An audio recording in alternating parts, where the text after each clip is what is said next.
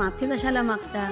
तुम्ही तर आमचे जावई आहात ना. पण तुम्हाला एक सांगू का, लहानपणी माझी मुलगी पडली ना, धावत माझ्याकडे यायची. माझी जखम बघायची, मला लागलं की औषध लावायची आणि म्हणायची, काही नाही ग, आई आहे ना तुझ्यासोबत.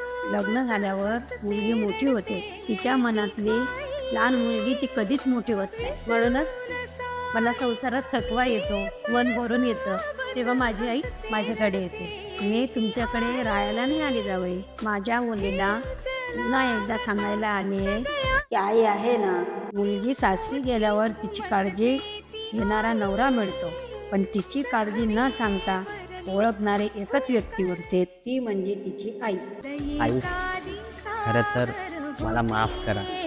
तुमचं इथं येणं मला खरं तर ओझं वाटलं, पण आज समजलं तुम्ही इथे फक्त राहायला नाही, तर माझ्या बायकोच्या आयुष्यात आई म्हणून राहायला आला. आई, खरं तर तुम्हाला फरक समजणं हीच माझी चूक होती. आता आई आपल्याकडे 1 महिना राहणार. घास भरवते जी ती